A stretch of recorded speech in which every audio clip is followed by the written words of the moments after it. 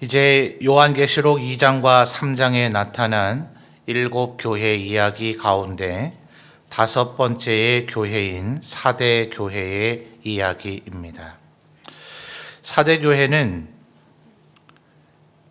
한편으로는 참 감사한 일인 것 같지만 오히려 한편으로는 그것이 사대 교회를 가장 위험하게 만든 것이 오늘 본문 내용을 보시면 그 어떤 외부의 핍박이나 내부에 미혹하는 일이 기록되어 있지가 않습니다. 지금까지 앞서 살펴봤던 2장에서의 4개의 교회는 그 교회 안에 사탄의 권자가 있다든지 이세벨의 가르침을 따르게 하는 자들이 있다든지 또 니골라당의 교훈을 따르게 하는 자들이 있다든지 또 극심한 핍박을 받아서 이미 죽은 자들이 있다든지 그런 순교화 그리고 타락에 대한 이야기들이 있었지 않습니까? 그런데 오늘 살펴본 사대교회는 그런 게 전혀 없어요. 그런데도 불구하고 1절 하반절에 보시면 하나님께서 이 사대교회 성도들을 평가하시는데 내가 네 행위를 아노니 내가 살았다 하는 이름은 가졌으나 어떤 자라고요? 죽은 자로다. 죽었을까요? 살았을까요? 우리 한글 성경에 죽은 자로다 이렇게 얘기한 것으로 보면 그래도 중상의 상태인가 보다, 위중한가 보다, 조금 많이 지금 건강이 안 좋은가 보다 이런 느낌을 가질런지 모르지만 영어 역본을 보면 아주 명쾌합니다. But you are dead. 너는 죽었다. 아주 단정적으로 선언하고 있어요. 그런데 그 앞에 수식어를 보십시오. 내가 살았다 하는 이름은 가졌으나 이게 더 치명적인 거예요. 외부적으로 핍박도 없고 또 내부적으로도 교회를 혼란하고 혼탁하게 만드는 사람도 없고 또 심지어는 네가 살았다 이렇게 얘기하는 이 이름과 이름이라 말하는 것은 일종의 평가죠. 자, 오늘 본문에 보면 1절에도 살았다 하는 이름 그리고 5절에 보면 그 이름이라고 하는 것이 2번 또 반복되죠. 그러니까 이름이라 하는 것은 사실은 그 사람의 정체성이라 얘기하죠. 요즘 우리가 컴퓨터 뭐라도 하려고 하면 아이디 만드셔야 되고요. 또 다른 사람이 내 계정을 마음대로 쓰지 못하게 패스워드, 비밀번호 만드셔야 되잖아요. 그래서 이 아이디라는 것이 영어 단어 아이덴티티의 준말이죠. 정체성이라는 말인데요. 네가 정체가 뭐냐 이렇게 사용할 때 그 개념과 같은 겁니다. 그러니까 우리의 이름이 우리의 정체죠. 개성인 이러면 여러분 어떤 사람인지 다 아실 거 아니에요. 우리 계시들이 참 불리한 게 말이죠. 가끔 신문에 보면 문경에 사는 조X경 씨 이러면 조X경은 그래도 좀 더 있지 않겠어요? 그런데 문경에 사는 개 X인씨 그러면 더 확인할 필요가 없죠. 이런 게 정체성입니다. 이름 딱 뜨면은 그냥 그 사람이 누군지를 정확하게 알게 되는 거예요. 그런데 1절 하반절에 보니까 네가 살았다 하는 이름이 있대요. 이거 누구의 평가일까요? 마지막에 실상은 죽은 자다. 이거는 하나님의 평가인데 네가 살았다 하는 이 평가는 누구일까요? 사람들의 평가인 겁니다. 그러니 한번 잘 생각해 보십시오. 어떤 의미에서 사대 교회가 더 이상 핍박이 사라진 것과 같은 현대교회의 모습을 가장 잘 반영하고 있다. 어떤 신학자는 이렇게 이야기합니다. 지금도 여전히 오픈도어 선교회라는 선교회가 사역을 열심히 하고 있습니다. 오픈도어, 문을 열자, 문을 열게 만들자 하는 건데 예컨대 북한이나 또 이슬람 지역과 같이 여전히 예수님의 이름을 전하면 순교를 각오해야 되는 지역들, 인권 탄압이죠. 그래서 그 지역으로 하여금 문을 열어라. 너희 지역에서 그리스도의 복음이 마음껏 자유롭게 전파될 수 있는 그런 세상을 만들어 달라 하는 것을 목표로 하고, 그 지역이 뭐 그렇게 시위하고 압박을 가한다고 해서 열리게 하겠습니까마는 그 지역에 복음의 문이 열리도록 만드는 것을 목표로 삼은, 그러니까 참 순교를 각오한 선교회죠. 그런 선교회가 지금도 여전히 사역을 하고 있기는 합니다.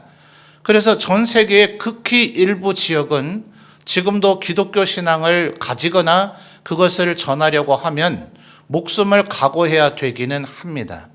그러나 전 세계의 대부분의 지역, 약 7, 80% 이상, 보기에 따라서는 90% 이상의 지역이 이제는 더 이상 예수님 믿는다는 이유 때문에 불이익과 불편함을 당하지 않습니다. 그리고 이제 교회 안에서는 계속해서 긍정의 정신이라는 걸 미국 신학이 우리 한국교회에 전파해줘서 저도 사실은 필요하기는 하죠. 우리 성도들이 성취감을 잘 못 느끼고 또 하나님 앞에 때로는 연약해서 휘청거릴 때 좌절하고 주저앉고 앉아있기보다는 잘하신 겁니다. 그 정도만 해도 얼마나 대단해요. 힘을 내십시오. 서로 격려하십시오. 이렇게 하는 것이 일정 부분은 필요하기는 한데, 이걸 가지고 그것이 나의 전부인 것 양 마냥 도취되어져 버린다면 그것이 바로 지금 4대 교회가 처한 형편처럼 되어져 버린다 하는 거예요. 그러니 여러분, 누군가가 여러분에게 아유 정말 잘하고 계세요. 신앙생활 정말 잘하고 계십니다. 누가 당신처럼 할 수 있겠어요? 정말 대단한 일을 하고 계신 거예요. 라고 칭찬할 때에는 그때가 가장 위험할 때라는 걸 스스로 인식하셔야 돼요. 여러분, 한참 핍박의 계절이 있었던 시절에 사해라고 하는 바다 주위가 주로 이제 사막으로 되어져 있죠. 또 북아프리카 지역에도 그 유명한 사하라 사막입니까? 그 사막을 비롯한 사막 광야 지역들이, 사우디아라비아도 마찬가지겠죠. 아라비아에 여러 사막 지역들이 있어요. 그래서 아예 그런 곳으로 가서 이 세계와 완전히 단절돼 버리고, 그 시대에는 초대교회는 더더욱 313년이 되기 전까지는 핍박의 시절이니 아예 그냥 일반 사회와 격리돼서 나는 오직 하나님만 바라보며 살겠다. 자, 마치 세례 요한처럼 약대 털옷을 입고 석청을 먹더라도 나는 세상의 즐거움, 향락, 인간으로서의 본성과 가장 기본적인 만족을 다 포기하고 나는 오직 하나님만 바라보며 살겠다. 이쯤 하실 수 있겠습니까? 이 정도만 했다 하더라도 정말 그 시대나 지금의 시각으로 보더라도 굉장히 신앙적으로 하나님 앞에 열정과 헌신을 가진 이가 아니겠어요? 그러니까 어느 그 사막 교부가 자기가 겪었던 영적인 경험을 적은 것이 있어요. 이제 후대 사람들에게 교훈으로 사막 교부들의 격언이라고 하는 책으로 이제 편집이 되어져 있어요. 그렇게 사막으로 들어간 신앙인이 나는 오직 이 세상의 유혹, 핍박 그런 것에 아예 연연하지 않고 나는 하나님만 바라보며 살겠다. 이렇게 하면서 살아가니 어느 날 하나님께서 천사를 보내셨다는 거예요. 천사가 와서 그 교부에게 얘기합니다. 네가 마치 지금 1절의 하반절처럼 얘기하는 거예요. 네가 내 행위를 아는데 네가 이렇게 세상의 즐거움을 다 포기해버리고 세상의 향락을 다 버리고 오직 내 앞에 신앙을 지키기 위해서 이렇게 살았으니 내가 너에게 상급과 축복을 주리라 했더니 그 사막 교부가 말하기를 잘못 찾아오신 것 같습니다. 나는 하나님께서 그렇게 칭찬하고 상급을 주실 존재가 못 됩니다. 라고 하니 악마가 즉시 떠나갔다. 라는 것이 사막 교부들의 격언에 나오는 내용입니다. 뭔 얘기인지 아시겠어요? 그 사람이 그토록 하나님 앞에 아주 거룩하고 경건하게 신앙생활을 해서 하나님이 보냈다고 여겨지는 천사, 하나님께서 너에게 너의 그 신앙의 삶이 너무나 대단하기 때문에 하나님께서 너에게 상급과 축복을 주라고 보내셨다는 그 천사가 실상은 뭐라는 겁니까? 마귀라는 거예요, 마귀. 그 유혹과 타락하게 만드는 그 교만을 만들어 주려놓고 마지막 그 유혹에 넘어가면 안 된다 하는 요 이야기입니다. 비슷한 격언을 가진 영화가 우리나라에 벌써 한 20여 년 전에 한번 이렇게 상영된 적이 있습니다. 서양 사람들이 만들다 보니 조금은 19금에 가까운 그런 장면도 많이 나와서 이제 과연 교회 분들에게 이 영화를 소개하고 보도록 만드는 것이 좀 유익이 있나 싶기는 한데요. 악마의 변호사라고 번역을 해야 될 그런 이제 제 영화입니다. 키아누 리브스인가요? 그 사람이 이제 나온 영화인데 시골 촌구석에서 이 사람이 변호사를 하게 됩니다. 근데 여자아이가 자기 선생님에게 성폭행을 당했다는 거짓말을 합니다. 이 여자아이를 이제 변호를 해야 됩니다. 이제 누가 봐도 이 아이가 거짓말 한다는 걸 알았어요. 이 변호사가. 그런데 자기가 승소해야만 이 사람은 누구에게 무슨 의뢰를 받든지 언제나 이겼다. 이런 승소하는 경력이 있어야 대도시의 로펌에 스카웃을 될 거기 때문에 자기가 그것을 뻔히 아는데도 불구하고 그 선생님을 파렴치한 사람으로 몰아가서 결국 승소를 해버립니다. 그래서 이제 대도시의 로펌에 가서 아주 승승장구하고 돈도 많이 벌고 거기에 따른 아주 화려한 생활을 하게 되는데 어머니는 계속해서 그 아들이 타락된 삶을 살까봐 걱정해요. 그래서 그 어머니가 교회에 출석을 하고 있는데 그 교회 사람들이 부르는 찬양이 한때 예전에 우리 젊은이들이 CCM으로 많이 불렀던 로만 16, 19입니다. 악한 데는 뭐죠? 미련하고 선한 데는 지혜로우라. 이 찬양을 이제 그 교회에서 계속해서 불러요. 우리 교회보다 훨씬 예를 들어 우리의 농촌 지역에 있는 그저 한 20명 정도 되는 교회 분들인지라 악기도 변변치 않고 음도 투박하고 잘 맞지 않아요. 목소리들도 좋지 않아요. 그러나 그 멜로디와 메시지는 명확하죠. 악한 데는 미련하고 선한 데 지혜로워야 된다. 그 어머니의 기도가 담긴 찬양이에요. 그런데 이 아들은 대도시에 가서 아주 승승장구합니다. 그러다가 그 사무실에 있는 여성들에게도 유혹을 받아서 자기 아내를 멀리하고 바람도 피웁니다. 나중에 알고 보니까 그 로펌 사람이 자기 어머니를 성폭행해서 자기를 낳았던 사실은 자기의 생부입니다. 그걸 알게 되자 이제 아버지를 어떻게 해야 되나 이 고민도 하게 되는데 그 아버지가 고민하지 말고 나를 따라라 하면서 그 사람의 형상이 바뀌는데 나는 지혜자라고 불려졌던 자고 에덴에 있었던 자고 창세전부터 원래 있었던 자다. 누굽니까? 마귀 사탄의 주장이에요. 창세전부터 있었던 자다. 그러니까 또 마귀도 하나님처럼 창세전에 있었는가? 마귀의 주장입니다. 자기 자신을 하나님처럼 숭배하라는 거예요.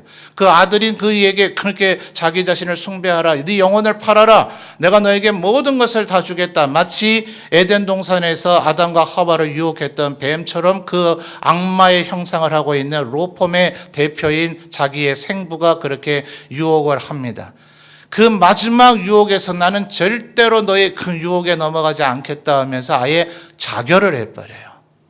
자기의 목을 칼로 그어서 딱 죽는데 그러면서 영화 장면이 확 바뀌면서 이 사람이 화장실에서 세수를 하는 장면으로 바뀝니다. 지금까지 모든 스토리가 상상이에요. 내가 그러니까 이 여자아이가 지금 거짓말을 하고 있다는 것을 눈을 질끈 감아버리고 저 선생님을 파렴치한 자로 몰아서 이 재판에서 내가 승리를 하게 되면 내가 대도시로 가서 승승장구 출세하게 되겠지라는 것을 상상한 거예요. 그래서 찬물에 세수하고 나서는 나가서 이 여자아이는 거짓말하고 있습니다. 나 이 여자아이를 변호할 수 없습니다. 이렇게 되면 어떻게 되는지 아세요? 변호사가 자기 의뢰한 사람의 진실을 폭로하고 그가 죄인이라고 얘기하고 그를 변호해 주지 않으면 변호사 자격이 박탈됩니다. 이 사람 자기 모든 걸 희생하고서라도 옳은 길을 택한 거예요.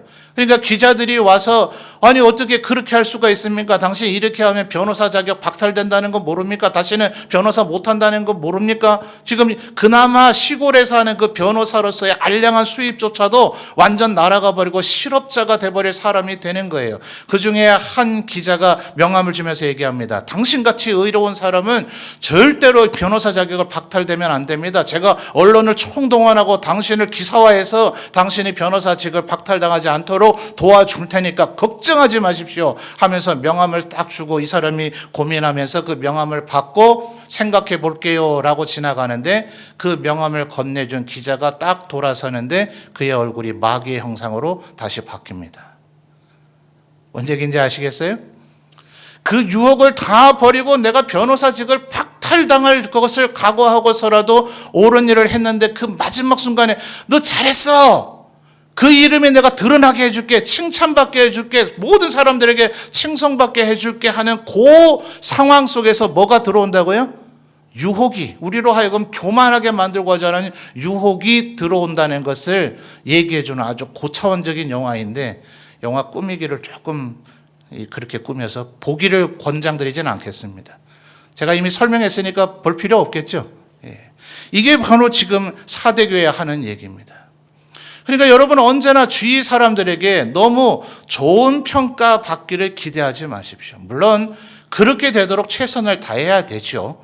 뭐 평가받기 싫어서 지금 예수 믿는 거야 마는 거야 그렇게 해서 되겠어 성실한 거야 뭐야 그렇게 하려면 그만 이런 얘기를 일부러 들으려고 할 필요는 없겠죠. 그런데 여러분 열심을 다해서 하나님 앞에 충성과 헌신을 했다 하더라도 그래서 여러분의 주위에 있는 사람들이 당신은 정말 신앙생활 잘했다 한다 하더라도 2절 하반절에 하나님께서 죽은 자라고 얘기한 이유가 뭡니까? 내 하나님 앞에 내 행위의 온전한 것을 찾지 못했다. 마치 마태복음 산상복음에서 주님께서 하신 말씀과 비슷하죠? 주여 주여 한다 할지라도 다 천국에 들어올 것이 아니다. 너희들이 선지자 노릇입니다. 선지자처럼 군 거예요. 선지자였던 겁니다. 그러니까 선지자였지 그 누구도 그 사람이 선지자가 아니라고는 생각 못한 거예요. 정말 선지자였던 겁니다. 그런데 하나님께서는 그것을 냉정하게 평가하기를 선지자였다라고 얘기하는 게 아니라 네가 선지자 노릇은 했다. 그러나 내가 너를 알지 못한다. 이렇게 될 수도 있다고 경고하셨다는 것을 기억해야 되죠. 그래도 2절에 그나마 분명히 1절 하반절에서 죽은 자였는데 2절에 보니 너는 일깨어 그 남은 바 죽게 된 것을 굳건하게 하라. 이 뭐 1절이 맞는 거예요? 2절이 맞는 거예요? 죽었다면서요. 주님께서 우리는 죽은 자를 다시 살리시잖아요. 다시 한번 주님께서 기회를 주시는 겁니다. 우리를 살려주실 것이니 그 나머지 상황을 다시 한번 제대로 살아가는 삶을 가져라 하는 거죠. 그래서 2절의 첫 단어 뭡니까? 너는 뭐해요? 일깨어 라는 단어가 나오죠. 3절 중반절에도 보십시오. 또다시 만일 일깨지 아니하면 내가 도둑같이 이를 것이다. 그래서 일깨어. 저는 우리 한글의 이 번역이 아주 좋은 번역이라고 생각합니다. 영어의 역본들은 그냥 wake up 이렇게 되어 있어요. 그냥 일어나라 하는 얘기겠죠. 그런데 그 일깨어 하는 이 말이 일어나라는 것과 깨어라 하는 말을 이제 융합한 우리 한글의 독특한 표현이 일깨어입니다. 여러분 그 외국에서 들어왔던 요즘은 그거 안 하는 것 같던데요. 있기는 있나요? 보이스카우트, 걸스카우트이라는 청소년 그 단체들이 있었죠. 그 청소년 단체의 로고 속에도 나타나는 밑에 있는 게 뭡니까? 준비라고 하는 글자가 거기에 들어가 있어요. 이 기독교인들이 만든 게 청소년들을 어떻게 신앙적으로 더 잘 훈련시킬까 그런 의도 속에서 그 출발된 거거든요. 바로 지금 2절에 얘기하고 있는 이 일깨어 또 3절에서 얘기하고 있는 이 일깨어라고 하는 것이 바로 그 준비된 상태를 얘기하는 거죠. 자, 여러분 3절에 만일 일깨지 아니하면 내가 도둑같이 이르리니 어느 때에 내가 이르려는지 내가 알지 못하리라 하셨는데 주님은 언제 오실까요? 우리 각 사람 다 다릅니다. 이 말이 무슨 말인지 아시겠습니까? 우리가 육신의 몸이 살아있는 가운데 예수님의 재림을 보게 된다면 우리는 다 같은 순간에 보게 될 것입니다. 그런데 우리의 생애가 만약 끝나버린다면 그 죽음의 일은 데살로니가 4장 13절 이하에서 영적으로 잠들어 있는 상태에 이른 그 사람에게는 그 다음 날부터의 시간의 흐름이 무슨 의미가 있습니까? 그는 예수님 재림하시는 그날 다시 되살아나서 심판대 앞에 서게 될 겁니다. 그러니까 지금 살아있는 우리들도 이 세상의 삶을 마친 그분들도 일종의 미결수죠, 미결수. 이들이 천국으로 들어갈 의인이다라는 판결을 받게 될런지, 지옥으로 가야 될 죄인이다라는 판결을 받게 될런지 아직 판결을 받지 못한 미결수의 상태로 우리는 살아가고, 이 세상의 삶을 마친 분들은 미결수의 상태로 잠들어 있는 상태가 되는 거죠. 그래서 예수님 다시 오시는 그날 살아있는 상태로 있든 잠자는 상태로 있던 그들 모두 다 일어나서, 그래서 요한복음에서 말하기를 생명의 부활로, 믿는 자는 믿지 않는 자는 심판의 부활로 나오게 되리라. 이 세상에 한 번 존재했던 모든 인간들은 다시 되살아나서 이제 하나님 앞에 천국으로 갈 것이냐 지옥으로 갈 것이냐, 이제 심판대 앞에 서게 되는데, 그날이 되기 전에 우리의 생애가 끝나버린다면 우리에게는 더 이상 기회는 주어지지 않는다 하는 거죠. 그러니 현재 살아있는 이름이 우리에게 있을 때, 현재 혹은 우리가 살아있을 때, 나는 지금 하나님께서 이 순간 내 앞에 나타나셨을 때 나에게 살아있다 할 것인가 죽었다 할 것인가, 이것을 날마다 점검해야 됩니다. 다른 사람들이 여러분에게 잘한다, 정말 대단하다 이런 얘기 하는 것에 거기에 도취되면 큰일 납니다. 오늘과 같은 주일을 마치고 나면, 주일이 되면 물론 몸도 마음도 많이 피곤하시고 또 내일부터 살아가야 될 삶의 현장에 대한 준비도 하셔야 되겠지만, 주일 저녁은 평일날의 경건의 모습과는 달리 다시 한번 스스로를 좀 점검하는 시간을 가지실 필요가 있을 것 같아요. 나는 지금 하나님 앞에 살아있는가? 내 행위가 하나님 앞에 온전한가? 그것을 한번 생각해 봐야 되겠죠. 그나마 그래도 다행인 것은 4절을 보니까 4대에, 자 4절 보고 계십니까? 그러나 4대에 그 옷을 더럽히지 아니한 자 몇 명이 있더라는 거예요. 이 사람들은 죽은 사람이 아닌 거죠. 정말 하나님 앞에 영광된 삶을 살았던 사람이라서 4절 하반절을 보면 그들은 합당한 자다라는 평가를 받게 됩니다. 합당한 자라는 평가를 받은 자를 5절에서는 또다시 이기는 자라고 표현하고 있는데, 4절의 합당한 자와 5절의 이기는 자의 공통점은 둘 다 흰옷을 입고 있다는 거예요. 자, 이 흰옷이 뭘 의미하는가? 계시록 19장 8절로 가보겠습니다. 19장 8절입니다.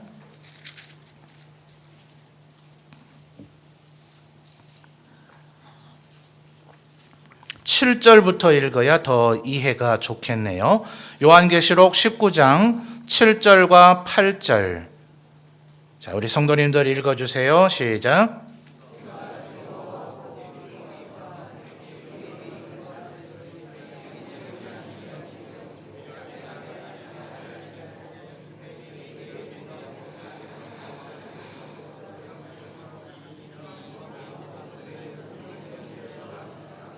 아멘.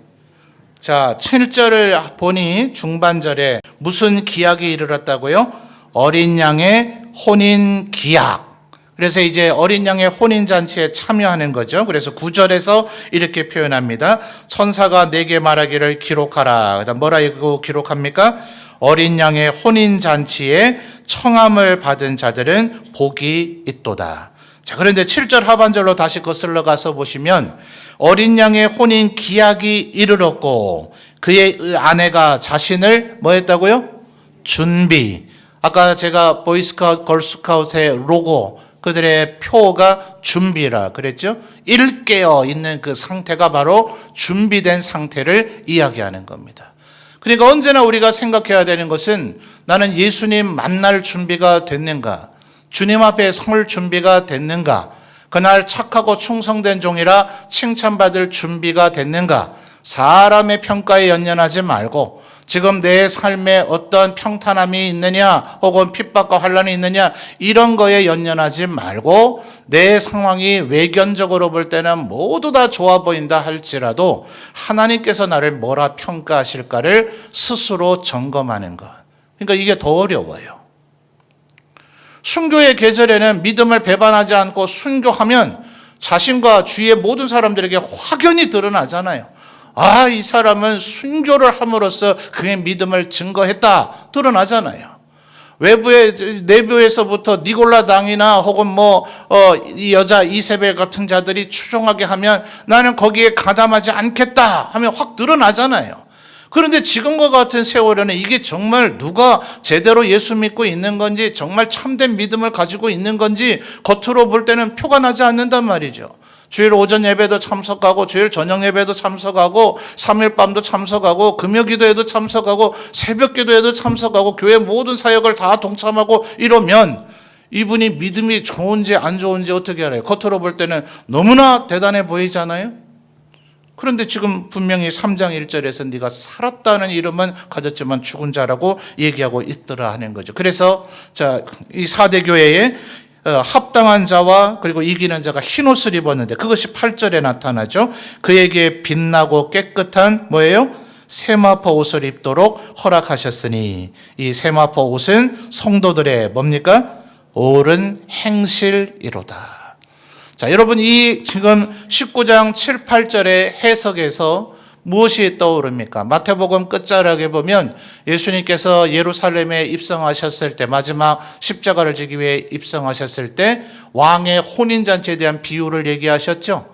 왕의 아들의 혼인을 하기 때문에 사람들을 청했지만 그들은 농사지러 가야 되고 장사하러 가야 되고 한다고 그래서 못 온다고 하니 길과 사거리로 나가서 사람들을 무조건 데려오라 했더니 혼인잔치가 일단 가득 차기는 찼어요. 그런데 갑자기 장면이 바뀌면서 언제 누가 어떻게 왜 주었는지는 모르지만 모두 다 예복을 입은 것으로 표현이 되면서 한 사람이 예복을 입지 않았기 때문에 너는 왜 예복을 입지 않았느냐 하면서 그가 다시 쫓겨나는 모습을 비유로 설명합니다.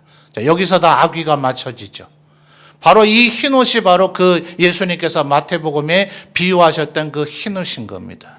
주님으로부터 구속함을 받아 교회의 일원이 되어지고 하나님의 몸의 일원이 되어졌으면 이제 우리가 흰옷을 입는 자가 되어져야 되고 예복을 입는 자가 되어져야 되는데, 그리스도의 보혈의 은혜를 입었는데도 불구하고 예복을 입지 않았다면 그는 흰옷을 입지 않은 것이요, 요한계시록 지금 19장 8절로 표현을 한다면 옳은 행실이 그에게 있지 않았기 때문에 흰옷이 없다면 그는 죽은 자라 평가를 받게 된다 하는 거예요. 자, 그럼 이 옳은 행실이 뭘까요? 갈라디아서 5장 6절을 참고로 한번 찾아보겠습니다. 갈라디아서 5장 6절입니다.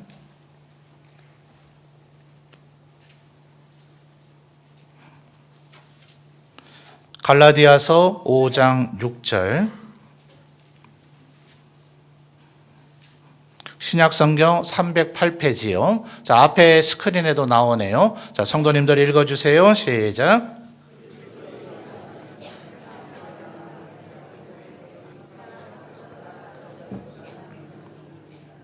아멘. 그리스도 예수 안에서는 할례냐 무할례냐. 자, 할례를 받아야만 구원을 받는다. 여전히 주장했던 할례당이라 불려지던 이들이 있었죠. 그래서 바울 사도는 할례가 구원의 조건은 아니다.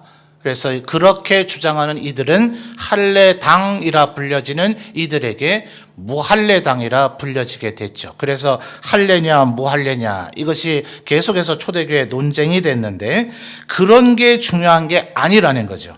할례나 무할례나 효력이 없으되 그 다음 뭐라고 얘기합니까? 사랑으로서 역사하는 믿음뿐이다. 그리스도 예수 안에서 효력을 가질 수 있는 것은 사랑으로서 역사하는 믿음이라는 거예요. 말하자면 믿음이 있는 자가 구원받죠. 아멘입니까? 그런데 지금 갈라디아서 5장 6절은 뭐라고 표현하느냐 하면 그 사람에게 믿음이 있는지가 어떻게 하느냐 말이에요. 이마에 악한 자들은 666이라는 표가 이마에 새겨져 있고 예수 믿는 자들은 어린 양의 이름이 새겨져 있고 스가랴서에서 표현한 것처럼 여호와께 성결이라고 이마에 써 있으면 이 사람이 믿음이 있는 사람이구나 우리가 알겠는데 그런 상징적인 표현들은 나타나지만 앞뒤 좌우 사람들의 이마를 보세요. 뭐 써져 있습니까? 주름살밖에 없잖아요. 그러니까 이게 도대체 믿음이 있는 사람인지 없는 사람인지 어떻게 안다는 거예요? 갈라디아서 5장 6절에서 지금 말하기를 사랑으로서 역사하는 믿음. 그 사람이 사랑을 하는가? 그러면 그 사람의 믿음이 있다는 것이 증거되는 것이다 라고 바울은 지금 얘기하고 있는 거예요. 그러니 바울 사도가 고린도전서 13장 13절에서 뭐라고 얘기했죠? 우리 성도님들 다 아시죠? 그런즉 믿음, 소망, 사랑 이 세 가지는 항상 있을 것인데 그 중에 제일은 뭐라고요? 사랑이라. 성령의 열매는 뭐예요? 사랑과 희락과 첫 번째가 뭡니까? 사랑이죠. 그러니 결국 옳은 행실, 흰 옷, 그리고 살았다 하는 표징을 가져야 될 합당한 자라 하는 것은 뭡니까? 사랑이더라 하는 거예요. 사랑. 결국 그 간단한 얘기 하려고 이렇게 멀리 돌아왔는가? 아니요. 그냥 우리가 흔히 생각하는 사랑 말고요. 다시 1절로 돌아오십시오. 사람들이 계시록 3장으로 돌아오세요. 사람들이 얘기하는 네가 살았다는 이름은 가졌으나 사람들에게 사랑이 정말 많으세요 라고 얘기하겠지만 그 사랑 말고 말이에요. 요한복음 13장에서 예수께서 아버지께로 돌아가야 할 때가 이른 줄을 아시고 자기 사람들, 제자들을 사랑하시되 끝까지 사랑하시니라. 끝까지 사랑하시니라. 끝까지 사랑하셨기 때문에 그들이 잠자고 있어도 일어나라 같이 기도하자. 이 사랑이더란 말이에요. 사랑하기 때문에 내가 주님과 선생이라고 불려지지만 내가 너희들에게 발을 씻는다 얘기하더란 말이에요. 스스로도 너무나 두렵기 때문에 아버지여 이 잔을 하실 수 있거든 내게서 지나가게 하옵소서. 그러나 내 뜻대로 마시고 아버지의 뜻대로 하옵소서라고 그렇게 처절하게 땀이 핏방울 되기까지 인간의 모습을 가지고 그 연약함 속에서 기도하던 주님이지만 막상 정작 대제사장이 보낸 군병들이 나타나자 예수께서 제일 앞서 나가셔서 너희가 찾는 이가 나다 라고 얘기하시더라는 거죠. 복음서의 표현을 보니까 예수께서 너무나 당당하게 나서시니까 예수님을 붙잡으러 갔던 그들이 마치 왕 앞에 절을 하듯이 그들이 전부 다 그 자리에 엎드러졌더라라고 표현하죠. 그러면서 너희가 원하는 것은 나니 이들이 가는 것을 용납하라. 자, 이런 예수님의 모든 모습에서 사랑을 찾아낼 수가 있겠죠.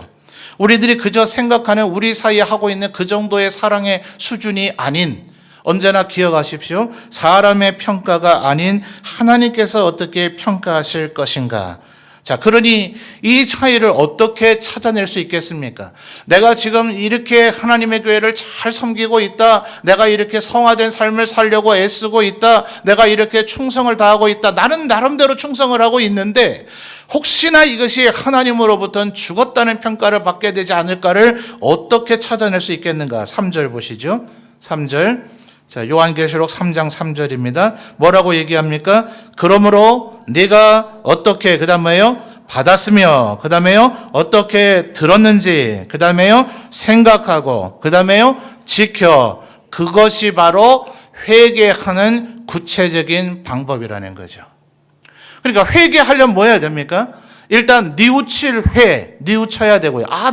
내게 지금 이게 잘못됐구나. 나 이렇게 하면 안 되는 거였구나. 근데 그 기준점이 뭐냐 말이에요. 옆에 성도가 물론 신앙생활 잘하시는 장로님, 권사님이 와서 집사님 다 좋은데 요게 좀 아쉽더라. 맞을 수도 있어요.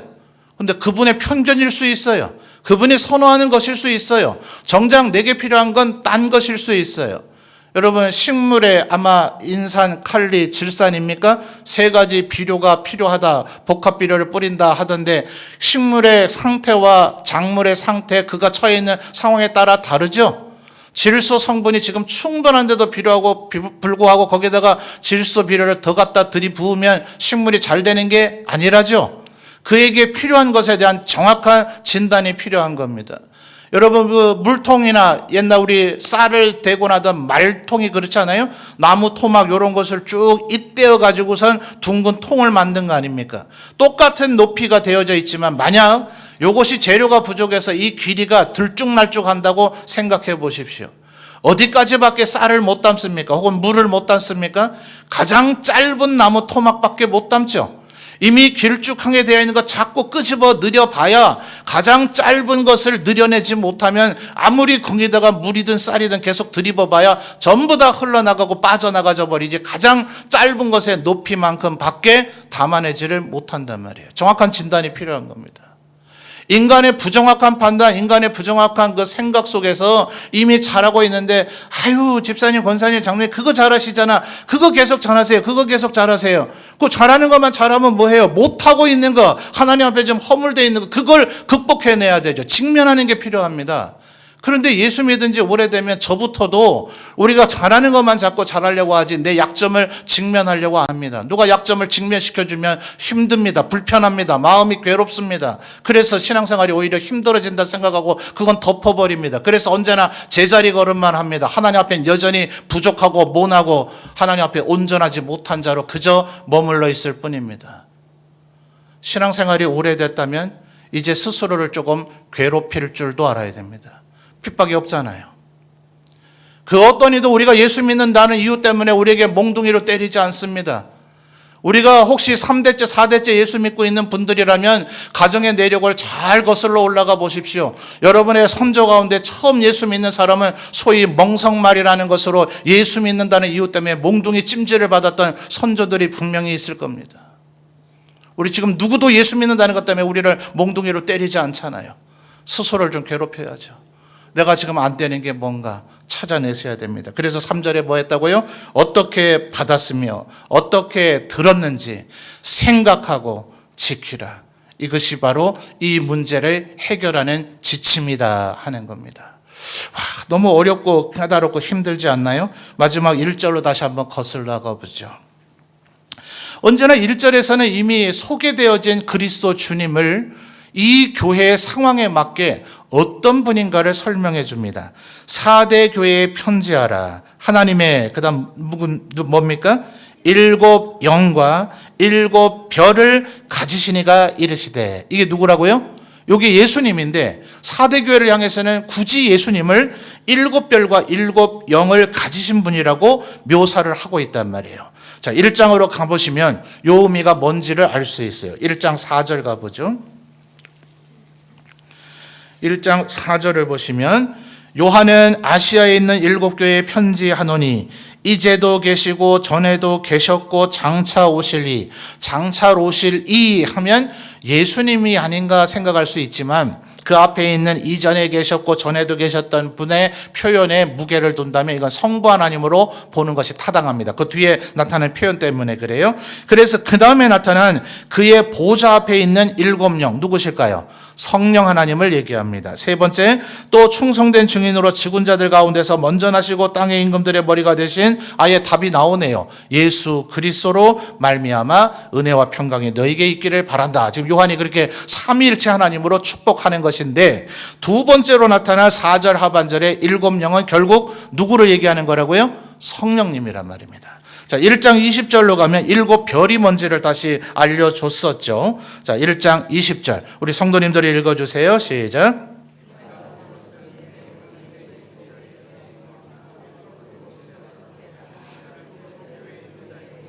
예, 중반절에 나왔죠? 7 별은 뭐라고요? 7 교회의 사자요. 그랬습니다. 그러니 지금 7 영과 7 별을 가지신 이 예수님을 이렇게 설명한 게 이유가 뭐라고요? 예수님은, 성령님은 예수의 영이시다. 그러니 성령님이 우리에게 임하시면 이 문제가 해결될 거란 말이에요. 도대체 내가 이렇게 열심히 하고 있는데, 내가 이렇게 잘하고 있는데, 사람들도 다 나를 칭찬하는데 내가 혹시라도 하나님 앞에 뭐가 부족한가? 성령님 나를 진단해 주옵소서. 성령님 내게 가르쳐 주옵소서. 성령의 마음을 내게 더하여 주옵소서. 그래서 갈라디아서 5장 아까 이미 설명드린 성령의 열매 맺기를 더욱 우리가 힘쓰면, 그리고 베드로후서 1장에서 얘기한 신의 성품을 우리가 알아가기를 더욱 힘쓰다 보면 우리가 무엇이 하나님 앞에 부족한지를 깨달아 알게 되고, 결국 그는 4절과 5절에서 얘기하는 합당한 자, 이긴 자가 될 것이다 하는 겁니다. 그렇게 될 때 우리는 흰옷을 입게 될 것이고, 5절에서 뭐라 얘기합니까? 내가 그 이름을 생명책에서 결코 지우지 아니하고 그 이름을 내 아버지 앞과 그의 천사들 앞에서 뭐라고요? 시인하리라. 아까 마태복음 5장에서 얘기한 주여 주여 하는 자마다, 선지자 노릇하는 자마다 내가 모르겠다 하셨던 그 주님께서 뭐라 얘기합니까?